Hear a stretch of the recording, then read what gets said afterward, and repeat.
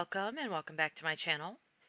Before I dig into this video, I want to take a moment to let you know that police in Cheyenne, Wyoming received a call about a missing 2-year-old child around noon on February 19th of 2021.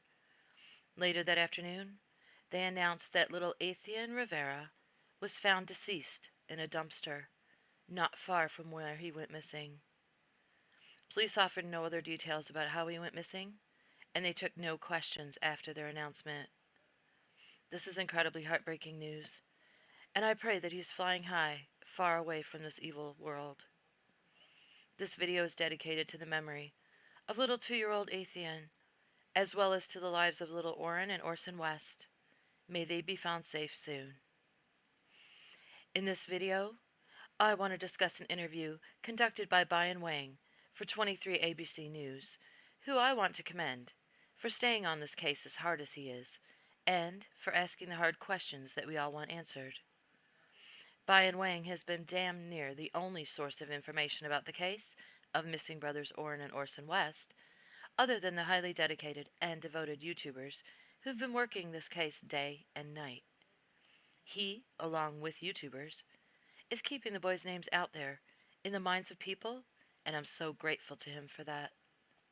On February 19th of 2021, Bayan posted an interview he did with Marc Klaas of the Klaas Kids Foundation, who has on the front page of the foundation's website the statement, "A mile a minute.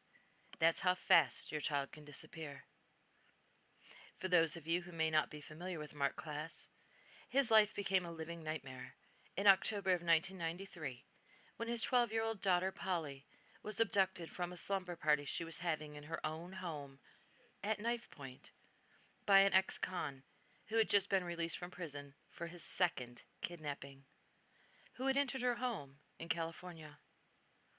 Her mother and sister were asleep in the very next room. For 65 grueling days, they searched for Polly Klaas, until a break in the case came when someone noticed something not right on a piece of land they owned that they happened to be checking on. Police were contacted, and Polly's body was found. She had been kidnapped, raped, and murdered. Marc says he started the Klaas Kids Foundation 1 year later to help protect children from becoming victims of crimes. I'm going to discuss his interview in this video because he brought up some excellent points that I want to share with you about how going through Polly's case compares to what we're seeing with the case of Orrin and Orson West. Even though the two cases occurred many years apart, the basics haven't changed. You'll see what I mean. Let's get started. After introductions, and Marc tells Polly's story, I couldn't help but notice that Marc said they searched for Polly for 65 days. Orrin and Orson West have now been gone for 61 days as of the time of the recording of this video. Marc talked about how one of the things his foundation did was form search and rescue teams to help find missing children. Then he dropped a bombshell. He said that 2020 was the busiest year for his search and rescue teams in the 27 years they've been active. He said after the pandemic set in, there were many children reported missing, which should seem odd considering more parents were home with their children, but falls in line with other statistics such as more domestic violence incidents and more murder-suicides that have been reported by police since the pandemic started. I wonder, and it's just a thought, a horrible thought, but I wonder if Orrin and Orson just happened to disappear during 2020 when more children than normal were being reported missing because nobody thought anybody would focus on 2 little adopted boys out of a desert city in California. Bayan Wang asks Marc Klaas what he makes of Orrin and Orson's case, and Marc immediately responds with, "It doesn't make a lot of sense." Then he explains that stranger abductions are extremely rare. Less than 1% of all reported abductions. He continues on, saying that what makes this case even more rare is that there were 2 children supposedly abducted. He said then you'd have to consider a motive why someone would want to take the 2 boys. He said the town they were supposedly abducted from is not a town that many people go to. So, you'd have to look at the residents of the town, and that's a very finite population. Bayan asked whether or not Mark was asked to take a polygraph test to prove his innocence after Polly went missing. Mark answered that he was very upfront with law enforcement, and he never even hired a lawyer to speak for him. He said he wanted to advocate for his daughter and himself. From what I've learned on the YouTube channel Duty Ron, Trezell and Jacqueline West have lawyered up. I'm not sure if you're aware of that or not, but Mark said he did offer to take a polygraph test in order to clear himself right away, so that police could eliminate him as a suspect and focus their efforts on finding Polly's abductor. From the no-comment answer we received from the Cal City Police Chief regarding whether, I'm just going to call them T and J, ever submitted to a polygraph test, I'm assuming they refused. And, according to another YouTuber, Crenshaw Incorporated, who has been on this case since the beginning, T and J did refuse to take a polygraph test. Mark said once he was cleared, then the FBI could focus on other family members, then friends, then sex offenders in the area, etc., working their way out from the parents. I haven't heard too much about T and J's families being investigated, other than the chief of police saying he asked some family members to take polygraph tests. I haven't even heard of any family members' homes being searched. Have you? Mark said what parents need to do when their children go missing is listen to the cops, do as many media interviews as you can to get people invested in the case, to help people get to know the children, and to get as many eyes looking for them as possible. Hold on. It's coming. So, then Bayan drives it home, asking Mark, so, in your experience, the rule of thumb when your child goes missing is to do as many media interviews as possible. Is that true? And we all know where he's going with this, because the boy's adoptive parents, T and J, have done exactly one media interview in 61 days. One. And it wasn't even to plead for the safe return of their sons. They did it because the boy's bio-mom accused them of foul play, and they thought they'd look suspicious if they didn't say something about the boys. And all they really did during that interview was deal us a BS story that makes no sense, deflect the attention off themselves, and say, geez, we don't know what happened to him. Sorry. So, Bayan, making the point of asking Mark about parents doing as many media interviews as possible, tells me that he sees that they aren't, and he finds that odd too. Mark says the parents should be looked at as the best resource for getting information about the child out to the public, to tell the public about the child and get the public invested and looking for the child. Now, in all fairness, I spend a whole lot of hours busting my butt to bring you all highly informative true crime YouTube videos. So, I'm not always watching what's going on in the news.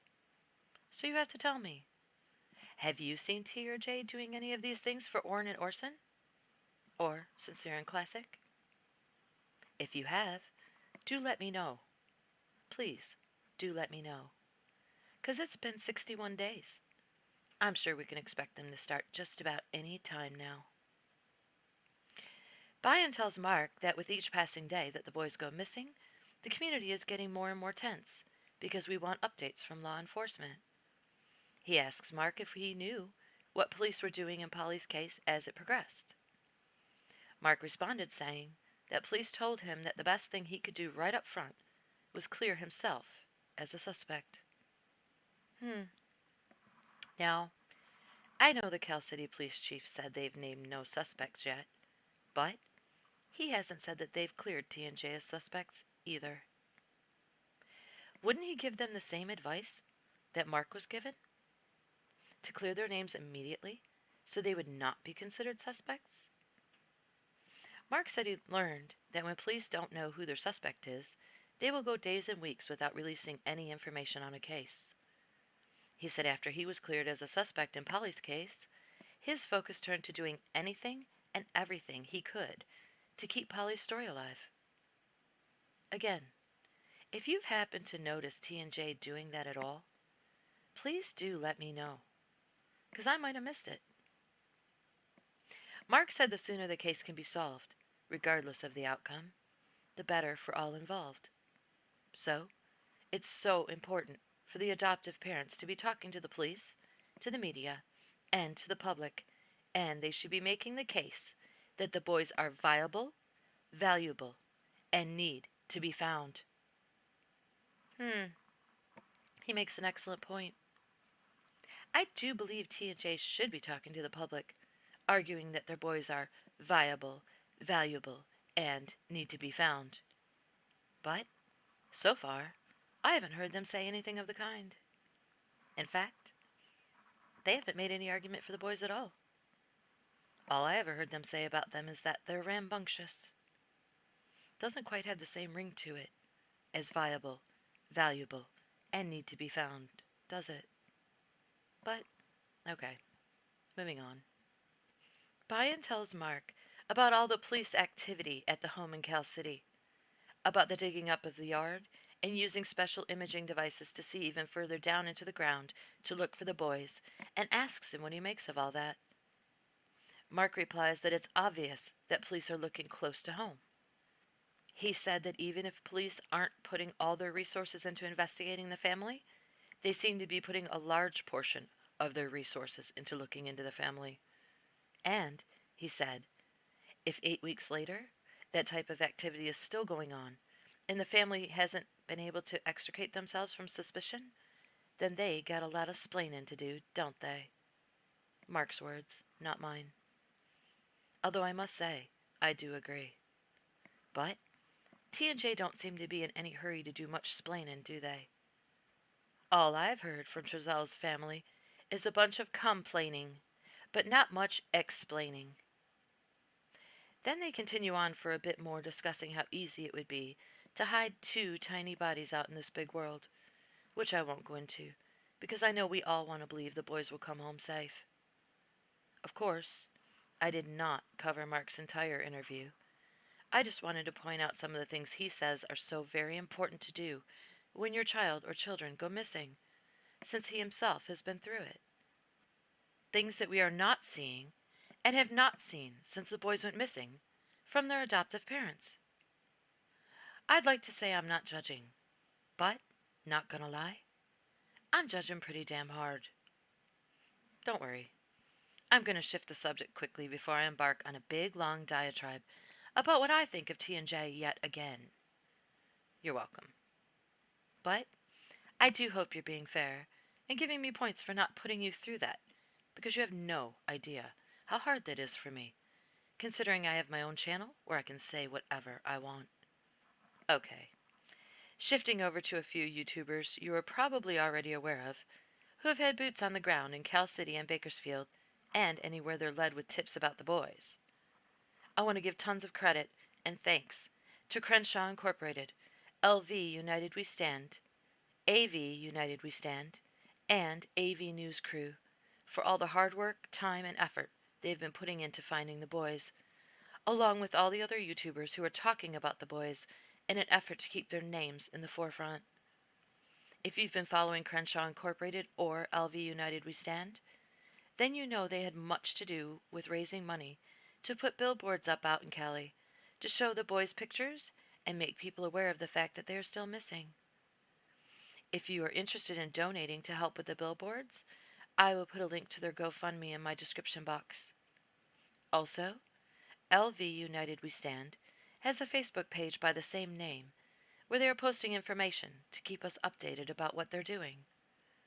They posted that there is a banner company who's offering to make banners about the boys for purchase if you're interested in buying one.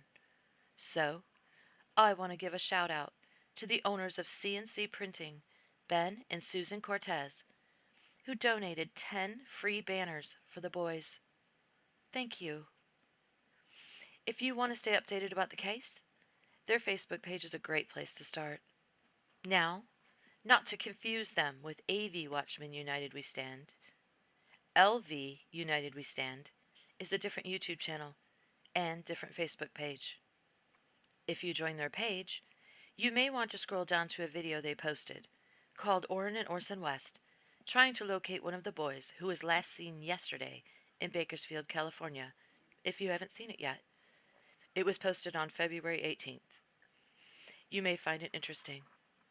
Also, if you want to see one of the billboards that was already put up by the highway, check out Crenshaw Incorporated's channel and watch the video called Billboard Ride with Roe. I'm sure most of you are probably already aware of the hard work these YouTubers are putting in to help find the boys. If you aren't, please consider checking them out and supporting their efforts.